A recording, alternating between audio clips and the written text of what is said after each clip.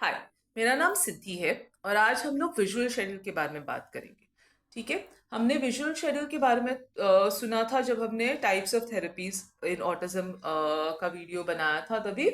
तो visual schedule basically ऐसी चीज है जिससे हम बच्चों को बताते हैं कि हम उनको क्या करना है। ओके। ये इम्पोर्टेंट है क्योंकि हम टेबल पे तो बता सकते हैं मगर टेबल के बाहर निकलने के बाद बच्चों को जो समझाना रहता है कि कहाँ जा रहे हैं क्या कर रहे हैं वो हम बता नहीं पाते बिकॉज बहुत सारी सेंसरी इनपुट आ जाती है। तो विजुअल शेड्यूल के थ्रू हम बच्चे को बता सकते हैं कि क्या होने वाला है क्या करने वाला है वो अभी जाके, जो बहुत इंपॉर्टेंट है। ओके। तो विजुअल शेड्यूल्स के बेनिफिट्स क्या है? तो विजुअल शेड्यूल का जो सबसे बड़ा बेनिफिट रहता है इसकी विजुअल शेड्यूल से बच्चे की समझ बढ़ती है, उसके एनवायरनमेंट में समझ बढ़ती है। ओके। जो बहुत इंपॉर्टेंट है अगर बच्चा इंडिपेंडेंट होना है तो जैसे आप ये ड्राइंग में देखोगे तो जब मम्मी बोलती है कि हम स्कूल में जाएंगे तो मम्मी के दिमाग में स्कूल का पिक्चर है और स्कूल का वर्ड है, मगर बच्चे के दिमाग में वो वर्ड नहीं बना है, वो पेयरिंग नहीं हुआ है वर्ड का और पिक्चर का। तो इसके लिए उसको समझ में नहीं आता है। तो उसको स्कूल समझ में आता है जब वो स्कूल के सामने चला जाता है या स्कूल का रास्ता दिखता है उसको। तो उससे प्रॉब्लम क्या होता है? उससे प्रॉब्लम ये होता है कि पेरेंट्स देखते हैं कि कंप्लेन्स आते हैं कि बच्चा घर से बाहर रहता है, बहुत हाइपर रहता है, कुछ भी चीज करवाते हैं तो नो नो नो नो बोलता है, कुछ भी चीज करने के पहले बहुत जिद करता है। ये कंप्लेन्स उसके कारण आती है बिकॉज उसको समझ में नहीं आता है कि उसको क्या करना है। मगर हम बोलने की जगह अगर जैसे अभी आप सेकंड ड्राइंग में देखोगे कि वो मम्मी उसको पिक्चर दिखा रही है, तो जब पिक्चर दिखा रही है मम्मी तो उसको दिख रहा है कि स्कूल यानी क्या। तो अभी क्या हो रहा है कि उसके दिमाग में अभी ये जब पिक्चर देख रहा है वो पिक्चर स्कूल शब्द और स्कूल में क्या होता है ये पूरा कनेक्ट हो जाता है, तो उसको फिर समझ में आने लगता है कि स्कूल का मीनिंग क्या है। ओके। और वो पिक्चर के थ्रू उसको वो समझ में आता है। तो ये एक इंपॉर्टेंट पार्ट विजुअल शेड्यूल से आता है। ठीक है। बिकॉज उसको ये समझ में आता है उसके कारण क्या होता है कि जब आप कोई भी उसको होता है, मीन्स आप कोई भी चीज को करवाने को जाते हो तो वो चीज समझ के करता है और उससे आपको रेजिस्टेंस कम मिलता है। ओके। बच्चा डरता कम है और रेजिस्ट कम करता है। ओके। सेम वे अगर आप कोई नई जगह जा रहे हो तो बच्चे बच्चे सो ऑटिस्टिक बच्चों के लिए कोई भी नई जगह होगी, नए लोग होंगे तो उसको डर लगता है। मगर आप अगर विजुअल शेड्यूल यूज करोगे तो उसको दिखेगा। जैसे अगर मैं विजुअल शेड्यूल लेके नाना नानी के घर पे गई तो उसको दिखेगा कि नाना नानी के घर पे ये जो चार पांच चीजें वो सेम रहती है, नहाना धोना खाना पीना ये सेम रहता है और ये बदल जाता है। ओके। तो ओवरऑल उससे क्या होता है कि बच्चे की जो एंजाइटी रहती है, जो डर रहता है वो कम होने लगता है।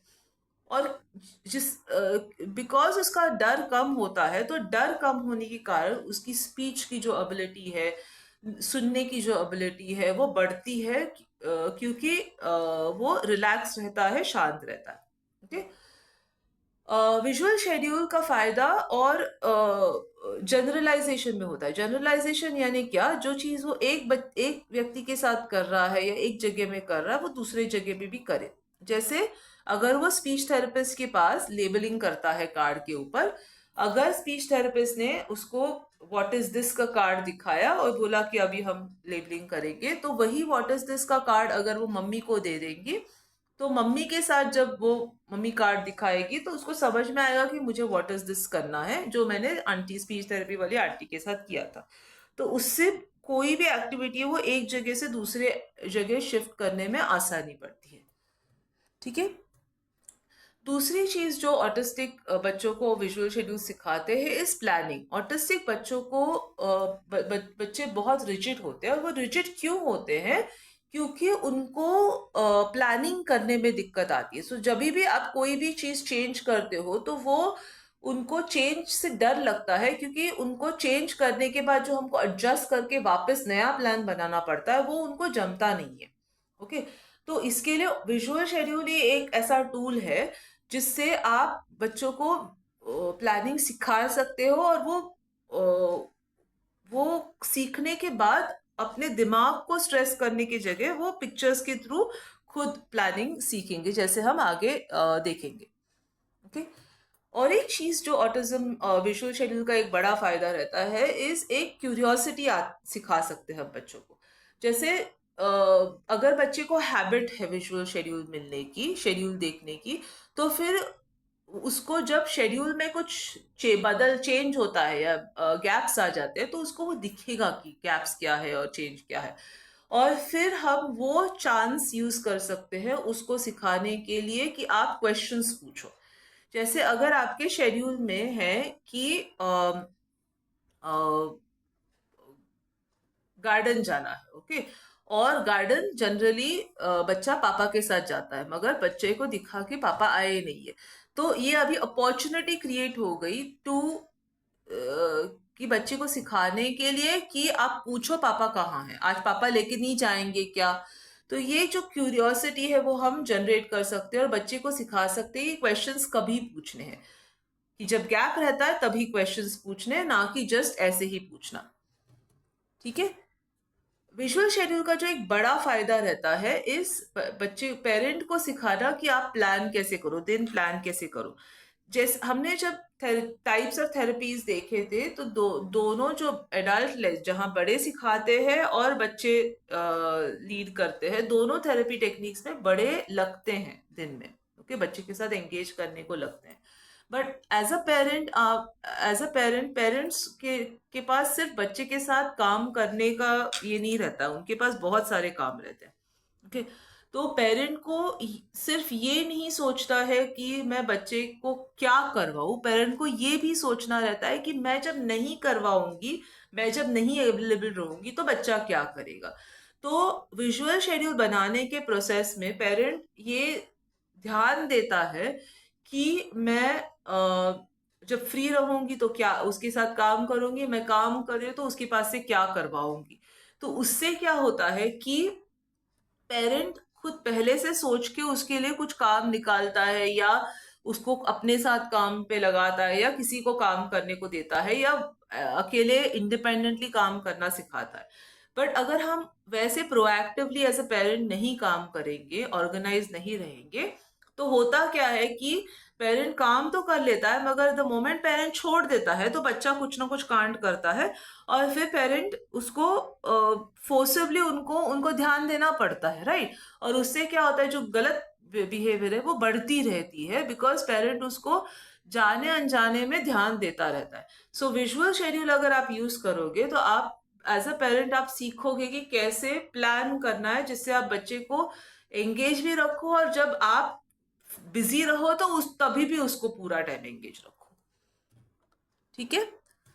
और एक चीज जो ऑटिस्टिक बच्चों को बड़ा प्रॉब्लम रहता है इस चेंज। तो ऑटिस्टिक बच्चों को, जैसे मैंने बताया, उनको प्लान प्रेडिक्ट एक प्लान सेम सेम चीजें अच्छी लगती है, प्लान रूटीन्स अच्छी लगती है। ओके। तो और चेंज अच्छा नहीं लगता है। तो जनरली क्या होता है, द मोमेंट चेंज हो जाता है, कुछ बदल जाता है, तो ऑटिस्टिक बच्चे डर जाते हैं, और बहुत डरने के कारण वो लोग मेल्टडाउन में चले जाते हैं जहां उनका दिमाग चलता नहीं है। ओके।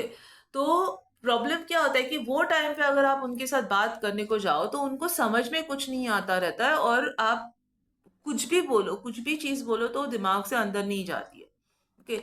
तो इसके लिए अगर आप ये ड्राइंग देखोगे तो बच्चे के दिमाग में इवनिंग, शाम हो गई है, उसके दिमाग में है कि मैं गार्डन में जाऊंगा, मगर बारिश होने लगी है, तो मम्मा ने बोला है कि गार्डन नहीं जाना है। तो अभी इधर क्या होगा कि बच्चा गार्डन गार्डन बोलेगा, मम्मा ने नो गार्डन बोलते ही वो रोना चालू करेगा, और फिर वो जो रोएगा, मम्मा बोलेगी हम कार राइड पे जाएंगे, हम लोग डैश करेंगे, तो भी वो सुनेगा नहीं। ओके। तो ये एक बड़ा प्रॉब्लम है। तो ये प्रॉब्लम को हम बाईपास कैसे करते हैं कि आप अगर उसको पिक्चर दिखाओ दिखाओ, जैसे नीचे पिक्चर मम्मा दिखाती कि गार्डन का क्रॉस कर दिया और कार दिखाया, तो जब बच्चा मेल्टडाउन में रहता है तो उसका सुनने का एबिलिटी बंद कम या बंद हो जाता है, मगर देखने का एबिलिटी रहता है। तो अगर आप पिक्चर्स यूज करोगे तो आप उसको दिखा पाओगे कि देखो गार्डन नहीं हो रहा है, मगर आपको कार मिल रहा है, फिर वो सोच के एडजस्ट कर पाएगा। और जैसे वो धीरे धीरे ऐसे एडजस्ट करना सीखेगा, फिर उसके दिमाग में वो आइडिया बैठने लगेगा कि चेंज या जब कुछ बदलता है तो इतना डरावना नहीं है। ओके, मैं मैनेज कर सकता हूँ। दूसरी चीज जो विजुअल शेड्यूल सिखाते हैं इज कि आप एक काम से दूसरे काम को शिफ्ट कैसे करो। ओके, जब आप विजुअल शेड्यूल यूज करते हो तो विजुअल शेड्यूल आप कार्ड लेते हो, वो करते हो एक्टिविटी और फिर फिनिश में डालते हो, कार्ड लेते हो, करते हो एक्टिविटी, फिर फिनिश में डालते हो। तो ये प्रोसेस में एक टास्क से दूसरे टास्क पे मूव करने की जो एबिलिटी रहती है वो हम बच्चे को सिखा रहे हैं। ओके, ये एक बड़ा प्रॉब्लम रहता है बिकॉज पेरेंट्स और थेरेपिस्ट जनरली इंडिविजुअल टास्क सिखा देते हैं, मगर वो टास्क को एक के पीछे एक कैसे करना है वो नहीं सिखाते। तो जो इम्पोर्टेंट है, अगर हमें बच्चे को इंडिपेंडेंट करना है। ओके, सेम वे जब बच्चा एक टास्क कार्ड लेके जा रहा है, कर रहा है, वापस आ रहा है, तो वो फोकस्ड रह रहा है, ध्यान दे रहा है, मीन्स वो खुद को कंट्रोल कर रहा है। वो एडल्ट उसको मम्मी या पापा या टीचर उसको कंट्रोल नहीं कर रही है, वो खुद को कंट्रोल कर रहा है। और ये बहुत इंपॉर्टेंट है क्योंकि जो बच्चा खुद का अटेंशन, खुद का बिहेवियर कंट्रोल नहीं कर सकता है, वो बच्चा कभी भी इंडिपेंडेंट नहीं हो सकता है। सो विजुअल शेड्यूल के थ्रू आप उनको सेल्फ रेगुलेशन यानी खुद को कंट्रोल करना सिखा सकते हैं। ओके, दूसरी जो अनदर चीज जो रहती है इस बच्चे को सिखाना कि कोई कोई चीजें आप खत्म करो। ओके, खत्म कर लो वाला फंडा सिखाना, आपको पसंद आए या ना आए। ये क्यों इंपॉर्टेंट है? क्योंकि बहुत सारी ऐसी चीजें रहती है जो हमें पसंद नहीं आती मगर हमें करनी पड़ती है। जैसे डेंटिस्ट के पास जाना, करना पड़ता है, देयर इज नो चॉइस, कभी ना कभी लाइफ में एक बार तो जाना पड़ता है। ओके, तो जब जाना पड़ता है तो आप अगर सडनली डेंटिस्ट के पास बच्चे को लेके जाओगे तो होगा क्या, उसको सब कुछ अलग, पहली तो जगह ही अलग दिखेगी, तो उसका जो एंग्जाइटी वो बढ़ेगी। उसके बाद आप हर चीज पे उसको करवा बोलोगे, टच करोगे, उसको ब्लॉक करोगे, उसके पास से करवाओगे, तो उससे और उसका स्ट्रेस बढ़ेगा और एंग्जाइटी बढ़ेगी, वो रोएगा, झगड़ा करेगा, फिर आप और दबाओगे, तो उससे क्या होगा, एंड में वो पूरा मेल्टडाउन पे चला जाएगा और फिर उसके दिमाग में बैठ जाएगा कि डेंटिस्ट यानी बहुत बुरी चीज है। ओके, तो इससे जब अगली बार आप डेंटिस्ट बोलोगे तो वो पहले से ही डर जाएगा। ओके, तो इससे कुछ फायदा नहीं है क्योंकि जैसे जैसे बच्चा बड़ा हो जाएगा तो बड़ा होगा तो आप उसको उतना पकड़ नहीं पाओगे। छोटे बच्चे को आप पकड़ के ब्लॉक कर सकते हो, 12 साल के बच्चे को पकड़ के ब्लॉक नहीं कर सकते हो। तो इसके लिए जो सही तरीका ये है कि आप उसको पूरा पिक्चर दिखा दो। जैसे घर पे ही आप उसको दिखा दो पिक्चर ड्रॉ करके कि पिक्चर से, रियल पिक्चर से, कि ठीक है आपको डेंटिस्ट यहाँ जाना है, फिर इधर बैठना है, फिर डेंटिस्ट मुंह खोलने को बोलेगी, फिर चेक करेगी, फिर हो गया। तो बाय द टाइम वो एक्चुअली डेंटिस्ट के पास जाए तो वो उतना, उसको 40% चीजें, 40% चीजें मालूम रहेगी, तो उसका डर उतना नहीं रहेगा, थोड़ा बढ़ेगा मगर उतना नहीं बढ़ेगा। और फिर वो उसके दिमाग में रहेगा कि ये 4 चीजें ही करनी है, फिर मैं घर में चला जाऊंगा। ओके, तो फिर वो खुद का जो पेशेंस है, वो टॉलरेटिंग एबिलिटी उसकी बढ़ेगी, जो बहुत इंपॉर्टेंट है। ओके, नेक्स्ट, ओवरलोड होना। सो ऑटिस्टिक बच्चों को ऑडिटरी सेंसिटिविटी रहती है। ऑडिटरी सेंसिटिविटी का मीनिंग क्या है कि बच्चा सुन पाता है मगर जो उसका सुनने का जो बैंडविड्थ रहता है वो छोटा रहता है। बिकॉज उसका सुनने का बैंडविड्थ छोटा रहता है, प्रॉब्लम ये रहता है कि हम उसका बैंडविड्थ यूज करते हैं आलतू फालतू चीजें बोलने में। तो और अगर आप विजुअल शेड्यूल यूज करने को चालू करोगे तो आप ध्यान रख सकते हो कि कौन सी चीजें मैं एक्चुअली चाहती हूँ कि वो सुने। कि जैसे मैं टेबल पे बैठती हूँ, स्पीच का वर्क करती हूँ, एबीए का वर्क करती हूँ, तो मैं चाहती हूँ वो सुने। ओके, मगर वो शूज पहने, कपड़े पहने, ये नहीं सुना, पिक्चर से बताया तो भी चलेगा। तो उससे क्या होता है कि हम प्रायोरिटाइज कर सकते हैं कि कहाँ बात करना और कहाँ नहीं बात करना, जिससे बच्चा हमारा ओवरलोड होके बंद नहीं होता है। ये ओवरलोड होने का प्रॉब्लम बहुत बड़ा है क्योंकि बहुत टाइम क्या होता है, पेरेंट्स बाकी सब जगह बड़बड़ करते हैं और बच्चा सुन लेता है बिकॉज उधर विजुअल कॉन्टेक्स्ट भी रहता है। बट जब एक्चुअली थेरेपिस्ट बिठाती है और कमांड्स देती है और स्पीच बुलवाती है, तो वो बच्चा ऑलरेडी थका हुआ रहता है, उसका बैंडविड्थ कम हुआ रहता है, और फिर जब प्रेशर डालते ही फिर वो एक्सप्लोड हो जाता है और एक्सप्लोजन में वो ध्यान अटेंशन ड्रॉप हो जाता है उसका, या हाइपर एक्टिविटी दिखाता है, रोता है, गुस्सा करता है, ऑल ऑफ दोज बिहेवियर्स का। तो अगर आप विजुअल शेड्यूल यूज करोगे तो आप प्रायोरिटाइज कर सकते हो और बच्चे को ओवरलोड होने से बचा सकते हो। विजुअल शेड्यूल से, बिकॉज बच्चा विजुअल शेड्यूल यूज करना सीखता है, एक पॉइंट से दूसरे पॉइंट मूव करना सीखता है, टास्क कंप्लीट करना सीखता है, तो उससे क्या होता है, बच्चा इंडिपेंडेंट होता है, जो बहुत इंपॉर्टेंट है। बिकॉज आप पूरा, ऑटिज्म ये लाइफ कंडीशन है, ये एक दो दिन की कंडीशन नहीं है। तो आप पूरा लाइफ उसके बाजू में बैठ के उसके पास से चीजें नहीं करवा सकते हो, आपको उसको धीरे धीरे इंडिपेंडेंट करना ही है। ठीक है, visual schedule is the tool जिसके थ्रू बच्चा इंडिपेंडेंट होता है। लास्ट चीज जो विजुअल शेड्यूल का को यू, का यूज विजुअल शेड्यूल यूजफुल पड़ता है इस टाइम का कॉन्सेप्ट सिखाने में।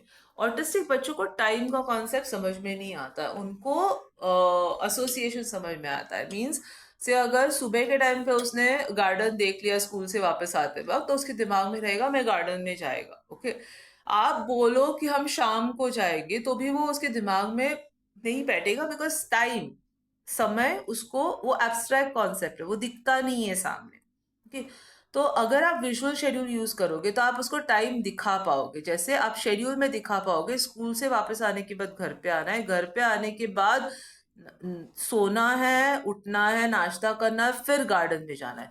तो आप जो टाइम वाला जो फंडा है वो आप उसको पिक्चर के द्वारा उसको दिखा रहे हो, जिससे उसको वो कॉन्सेप्ट समझ में आएगा। सेम वे, जैसे आपको अगर वो बोला पूल, स्विमिंग पूल में जाना है, तो आप बोलो कल जाएंगे या परसों जाएंगे, तो ये समझ में नहीं आता है, तो बच्चे क्या करते हैं, पूछते रहते हैं स्विमिंग पूल जाना है, स्विमिंग पूल जाना है, स्विमिंग पूल जाना है। और एवरी टाइम हम बोलेंगे कि बाद में जाएंगे, कल जाएंगे, तो वो चिड़चिड़ हो जाती है, एंग्शियस रहते हैं, हाइपर होते हैं, जब तक वो जाते नहीं है। तो इसके लिए आप अगर शेड्यूल में डाल दोगे कि ठीक है परसों जाएंगे, तो वो देख पाएगा थर्सडे, फ्राइडे और उसके बाद सैटरडे को स्विमिंग पूल जाना। तो फिर वो अपना जो टाइम वाला कॉन्सेप्ट है वो समझ पाएगा। तो विजुअल शेड्यूल का वो फायदा रहता है कि आप टाइम वाला कॉन्सेप्ट सिखा सकते हो उसको। ओके, अभी विजुअल शेड्यूल के स्टेप्स रहते हैं, ये बहुत इंपॉर्टेंट है, बिकॉज बहुत से पेरेंट्स ये जानते नहीं हैं और यहाँ आगे पीछे करते हैं शेड्यूल स्टेप्स, यूज कर विजुअल शेड्यूल यूज करने का तरीका कंफ्यूज करते हैं। ओके, तो पहला जो स्टेप रहता है विजुअल शेड्यूल का इस ट्रांजिशन क्यूज। ट्रांजिशन क्यूज यानी क्या, कि आप बच्चे को एसोसिएशन सिखा रहे हो।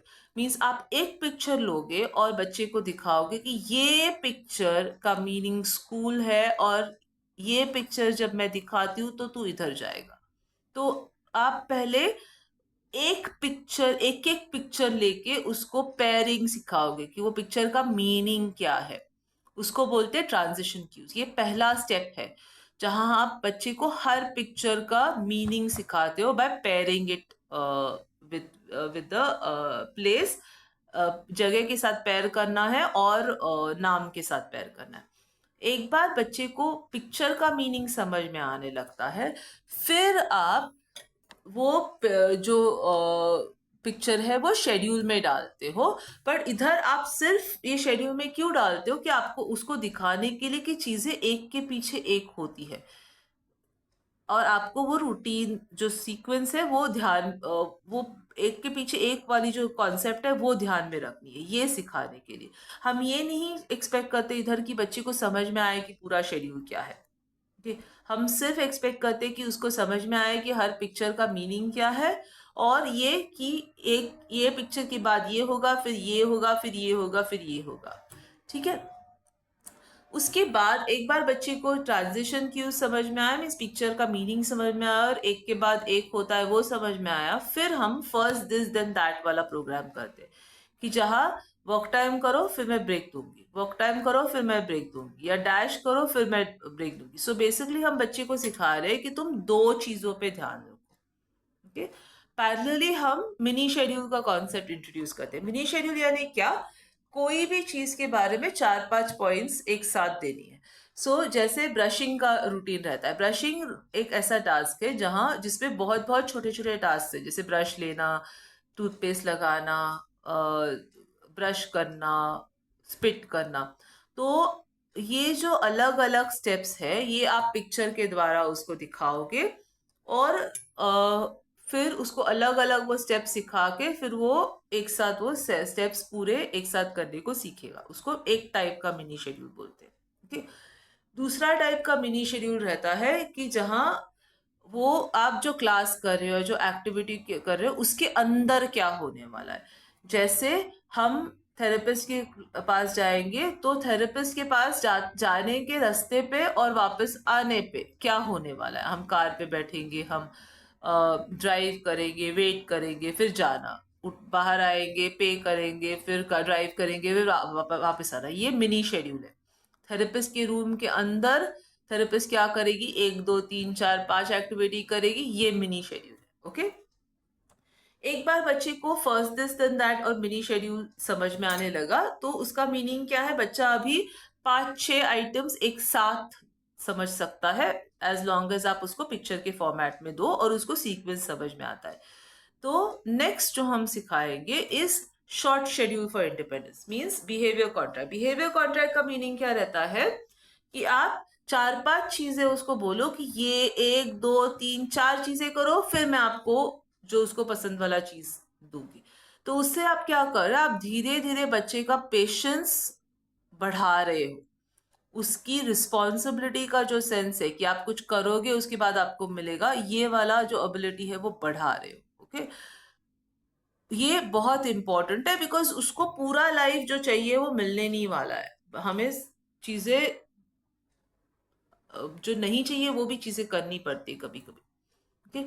एक बार ये स्टेज आपका आ जाता है, फिर बच्चे में एक क्यूरियोसिटी आएगी, बच्चा और इंफॉर्मेशन लेने के लिए रेडी होगा। तो फिर आप फिर वीकली शेड्यूल पे शिफ्ट ऐड करोगे। सो बेसिकली डेली शेड्यूल रहेगा और वीकली शेड्यूल रहेगा। तो वीकली शेड्यूल में जनरली जो इन्फॉर्मेशन हम डालते हैं वो ऐसी इन्फॉर्मेशन है जो अलग है, मीन्स आप ब्रशिंग बात ये नहीं डालोगे वीकली शेड्यूल में। वीकली शेड्यूल में सिर्फ ऐसी चीजें डालोगे जो बदल रही है, क्या नया हो रहा है वो आप डालोगे, बिकॉज बच्चे को इन्फॉर्मेशन जो हमें देना है वो नए का इन्फॉर्मेशन देना है। जो डेली इन्फॉर्मेशन है वो उसको विजुअल शेड्यूल से ऑलरेडी मिल रहा है। ठीक है। एक बार उसको इतना समझ में आ गया, फिर पेरेंट उसको विजुअल शेड्यूल बनाना सिखाएगा। ओके। तो बनाना सिखाना कैसे आता है, तो बनाना सिखाना आता है बाय गेटिंग 4 कॉन्सेप्ट्स, 4 कॉन्सेप्ट बच्चे के दिमाग में आनी चाहिए। पहली चीज तो बच्चे को समझना चाहिए कि आपके शेड्यूल में ऐसी चीजें रहती है जो अलग अलग दिन पे होती है। जैसे स्विमिंग है तो ये वीकली शेड्यूल से बच्चा उठा कर डालता है कि ये स्विमिंग है, ये आज ओटी है, ये अलग अलग चीजें हैं जो डे में आती है। ओके। उसके बाद जो सेकंड कॉन्सेप्ट जो बच्चे को सिखाना है कि यस, डे में अलग अलग चीजें रहती है और एक रेगुलर सेट ऑफ चीजें रहती है, जैसे नहाना धोना है, ये आपका रेगुलर सेट ऑफ चीजें हैं जो आपको शेड्यूल में डालना है। ओके। फिर तीसरी टाइप की जो चीजें हमें शेड्यूल में डालनी है इस जो हमें करनी पड़ती है, बिकॉज हम स्टूडेंट है या हम ऑफिस गोइंग पीपल है, तो हमें वो करना पड़ता है, वो डालना। और फिर लास्ट में हमें जो पसंद आता है वो डालना। तो बच्चे को ये सिखाना पड़ता है कि ये चारों चीजें डालनी जरूरी है शेड्यूल में, ना कि सिर्फ एक। और जब ये चारों चीजें डालने की एबिलिटी बच्चे में आती है, फिर बच्चे को हम इंडिपेंडेंटली शेड्यूल करने को देते हैं। और यही एरिया है कि जहाँ पेरेंट्स बहुत गलती करते हैं, क्योंकि एक बार बच्चे को शेड्यूल समझ में आने लगा और बच्चा एक बार 6 7 8 साल का हो जाता है, स्पेशली 10 से ऊपर हो जाता है, तो बच्चा पेरेंट खुद खुद का कंट्रोल लेने को चालू करता है, पेरेंट के साथ झगड़ा करने को चालू होता है, टीनेजर बन जाता है। तो उधर फिर बच्चा क्या करता है, फिर वो बोलता है कि आप शेड्यूल मत बनाओ, मैं शेड्यूल बनाऊंगा। और फिर गड़बड़ हो जाता है, बिकॉज बच्चे को तभी ये समझ नहीं रहती कि ये चारों चीजें डालनी है। तो वो सिर्फ अपने को पसंद वाली चीजें डालेगा और जो चीजें नहीं चाहिए वो फिर इरेज करेगा, फाड़ डालेगा, थ्रो करेगा, तो ये दिखाने के लिए कि मुझे ये नहीं करना है। ठीक है। जो हमें अलाउ नहीं करना है, क्योंकि उसको ये समझ डेवलप होनी है। Okay. Next, types of schedule. So schedule के टाइप्स रहते हैं, जो हम बच्चों के साथ अलग अलग टाइप के शेड्यूल्स रहते हैं, और उनका भी एक प्री रेक्विजिट्स रहता है जो रिक्वायर्ड है यूज करने के पहले। तो पहला जो स्टेज रहता है is real pictures. Okay, real pictures छोटे बच्चों के लिए, और जब आप पहले पहले बिगिन करते हो तभी आप रियल पिक्चर्स यूज करते हो। तो रियल पिक्चर्स यानी क्या, कि जो बच्चे को दिख रहा है उसका पिक्चर। जैसे अगर मुझे स्कूल दिखाना है तो मैं बच्चा वेयरिंग स्कूल बैग नहीं यूज करूंगी। मैं बिकॉज बच्चे को खुद को स्कूल बैग पहना है, वो उसको समझ में नहीं आता, हमने एक्शन वर्ड्स नहीं सिखाए हैं या आइडेंटिफिकेशन नहीं सिखाया है। बट बच्चे को स्कूल दिखता है तो आप स्कूल का पिक्चर लगाओगे। ओके, बिकॉज इधर हम क्या सिखा रहे हैं, पिक्चर और ऑब्जेक्ट का मैचिंग सिखा रहे हैं, कि ये पिक्चर है, ये पिक्चर जब देखोगे तो ये ऑब्जेक्ट के पास जाते हो, ये पिक्चर देखोगे तो ये प्लेस पे जाओ, वैसे करके। ओके, एक बार उसको पिक्चर और ऑब्जेक्ट का मैचिंग समझ में आया, फिर नेक्स्ट हम ड्राइंग वाले पिक्चर्स पे चले जाएंगे, कि तो वो स्टेज पे बच्चे को ड्राइंग और रियल में कनेक्शन समझ में आता है। मींस बच्चा ट्री का पिक्चर और ट्री, सच्ची का ट्री, वो मैच कर पाता है। फिर हम क्लिप आर्ट वाले पिक्चर्स यूज कर सकते हैं शेड्यूल में डालने के लिए। ओके, अभी जो थर्ड टाइप ऑफ कार्ड्स जो यूज होते हैं आर वर्ड कार्ड्स, जहां शब्द वर्ड लिखा रहता है। वर्ड कार्ड्स ऐसे ही बच्चों में यूज होता है जो बच्चे हाइपरलेक्सिक है, मींस उनका एक नेचुरल इंटरेस्ट है लेटर्स और वर्ड्स की तरफ। अगर आप कुछ भी दिखाओगे तो उसमें वो लोग लेटर्स और वर्ड्स को अट्रैक्ट होते हैं, उनके ऊपर ध्यान देते हैं, उनके लिए आप वर्ड कार्ड्स यूज करोगे। अभी आप पहले तीन टाइप के शेड्यूल्स देखोगे, रियल पिक्चर, क्लिप आर्ट और वर्ड कार्ड शेड्यूल, तीनों रिमूवेबल शेड्यूल्स कार्ड्स रहते हैं। मींस आप कार्ड लोगे, करोगे वो चीज, वापस आओगे, फिनिश में डालोगे। ओके, जैसे आप इधर देख रहे हो। ओके, कार्ड लोगे, करोगे, वापस आओगे, फिनिश में डालोगे। ओके, ये क्यों इंपॉर्टेंट है, बिकॉज ऑटिस्टिक बच्चे, जैसे मैंने पहले बोला, डिस्टेंस अगर आता है तो भूल जाते हैं। तो वो जो कार्ड रहता है उनके हाथ में, वो कार्ड हेल्प करता है उनको याद रखने के लिए कि आप क्या कर रहे हो। okay? जब तक बच्चा वो पॉइंट पे नहीं आता है कि वो याद रख पाए, आप रिटन का बोर्ड पे नहीं जाओगे। रिटन बोर्ड इज की जहां शेड्यूल लिखा है और बच्चा करता है और आके कट करता है, वो वाला स्टेप आता है शेड्यूल में ओनली आफ्टर बच्चा याद रख पाता है। मींस बच्चा रीड करेगा, याद रखेगा क्या करना है, वो करेगा, वापस आएगा, और फिर याद रखेगा वापस आने के लिए, कट करने के लिए। ये प्रोसेस जो बच्चा याद रख पाता है वही बच्चा रिटर्न शेड्यूल पे जाता है। ठीक है, लास्ट शेड्यूल ऐप रहता है, मैंने यूज नहीं किया है बिकॉज मेरे बच्चे एप्स खेलने के लिए ज्यादा यूज करते हैं, इसके लिए मैंने यूज नहीं किया। ओके, नेक्स्ट, कहाँ शेड्यूल यूज होता है, तो ये एक अनदर एरिया है जहां पेरेंट्स बहुत गलती करते हैं, कि वो लोग शेड्यूल ज्यादा से ज्यादा घर के अंदर यूज करते हैं। आपको शेड्यूल की आपको ये ध्यान में रखना है कि शेड्यूल एक जरिया है बच्चे को बताने के लिए कि हमें इधर क्या करना है। तो उसका मीनिंग क्या है, आप शेड्यूल हर जगह यूज करोगे, बिकॉज आपको हर जगह बच्चे को बताना पड़ेगा कि इधर क्या करना है। तो आप गार्डन में जाओ, या आप थेरेपिस्ट के रूम में जाओ, या आप ट्रैवल कर रहे हो, कहीं भी जाओगे तो आपको बच्चे को बताना पड़ता है कि आप इधर क्या करोगे, और वो बताने का जो जरिया रहता है वो विजुअल शेड्यूल रहता है। अगर आप नहीं यूज करोगे वो चीज, तो फिर आपको इमीडिएटली हाइपर एक्टिविटी दिखेगी या फिक्सेशंस और पैटर्न्स दिखेंगे। ओके,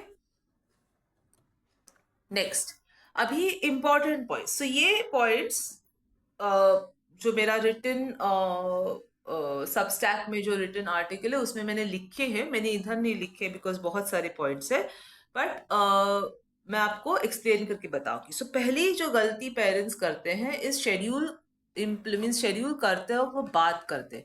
शेड्यूल ऐसी चीज है, आप एक्चुअली शेड्यूल में बात नहीं करना रहता है, बिकॉज शेड्यूल को हम इंडिपेंडेंट बनाने के लिए यूज करते हैं। ओके, तो अगर आप बात करोगे तो बच्चा आपकी बात की तरफ ध्यान देगा और पिक्चर की तरफ ध्यान नहीं देगा, जिससे वो इंडिपेंडेंट नहीं होगा।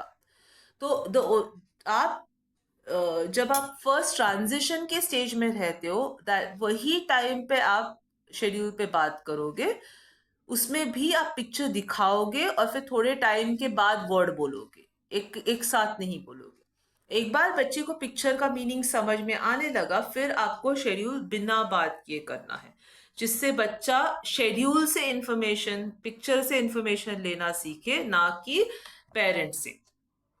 कि दूसरी जो गलती जो पेरेंट्स करते हैं, इस शेड्यूल जब बनाते हैं तो 2-3 लाइन में बनाते हैं।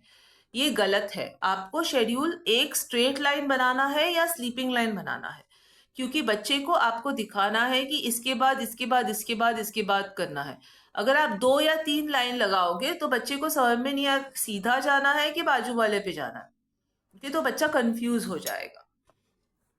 तीसरा जो प्रॉब्लम आता है इस बच्चे को पेरेंट्स बच्चे तीसरा जो प्रॉब्लम आता है कि पेरेंट्स बच्चे शेड्यूल में ऐसी चीजें डालते हैं जहां बच्चा काम, उनके साथ काम कर रहा है, मगर ये नहीं डालते कि बच्चा क्या करेगा जब वो बिजी है। तो ये एक बड़ी गलती है। आपको ये डालना है कि आप बच्चे के साथ क्या करोगे, और ये भी डालना है कि जब आप बच्चे के साथ काम नहीं कर रहे हो तो बच्चा क्या करेगा। ओके। सेम वे जब बच्चा बीमार रहता है तो बहुत से पेरेंट्स शेड्यूल बनाना बंद करते हैं।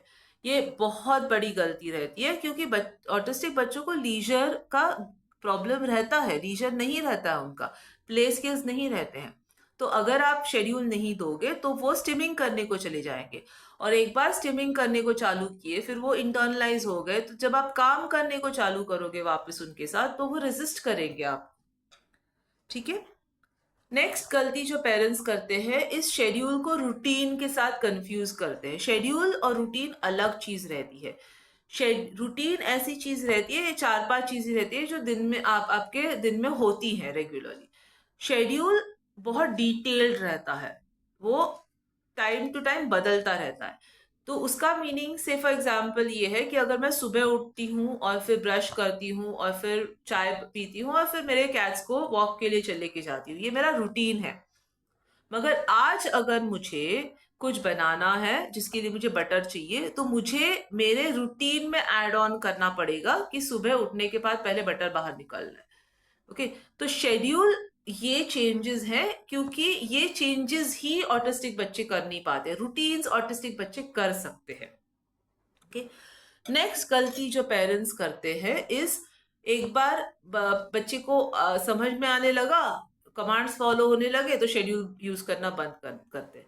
ये गलत बात है, क्योंकि आपको शेड्यूल यूज करना, शेड्यूल ये इंपॉर्टेंट चीज है जिससे बच्चे को क्या होता है उसको समझ में आता है। ओके। तो आप शेड्यूल बंद यूज करना बंद नहीं करोगे जब तक बच्चा खुद से शेड्यूल बनाना नहीं सीखता है। सेम वे पेरेंट्स क्या करते हैं कि जब बच्चा बोलता है कि मुझे शेड्यूल नहीं चाहिए तो बंद कर देते हैं। और ये बहुत होता है, क्योंकि एक बार बच्चा 10-12 साल का हो जाता है तो वो बड़ा हो जाता है, उसको समझ में आने लगता है कि मुझे मम्मा का सुनना नहीं है, थेरेपिस्ट का सुनना नहीं है, मुझे मेरी खुद की चीज करनी है।